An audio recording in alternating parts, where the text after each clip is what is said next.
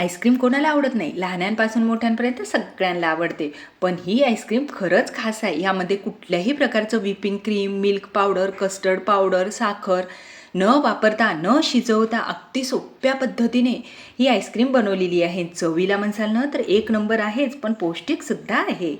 तर मिक्सरचं भांडं घेतलं, गोडीनुसार खजूर टाकून घेतले, बदाम टाकले, काजू टाकले. घरात जेवढे ड्रायफ्रूट्स असतील ना ते अगदी तुमच्या मनाने कमी जास्त करून टाकू शकता.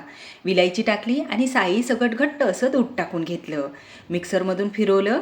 हे पहा अशा पद्धतीने झालेलं आहे. शिजवायचं सुद्धा काम नाही. डब्यामध्ये टाकून द्यायचं आणि फ्रीजरला 6 घंट्यासाठी ठेवायचं. 6 घंट्यामध्ये ही आईस्क्रीम सेट होऊन जाते.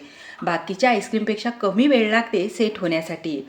बिलकुल यामध्ये आईस क्रिस्टलसुद्धा होत नाहीत. पाहू शकता एकदम क्रीमी अशी ही आईस्क्रीम झालेली आहे. आहे की नाही? खूपच सोपी पद्धत.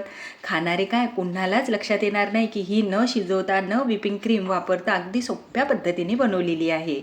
चवीला तर आहे, पौष्टिकसुद्धा आहे. पण माझी बनवायची पद्धत तुम्हाला आवडली की नाही? तुम्ही कमेंट्स करायला मात्र विसरू नका. एक नंबर अशी आईस्क्रीम झालेली आहे.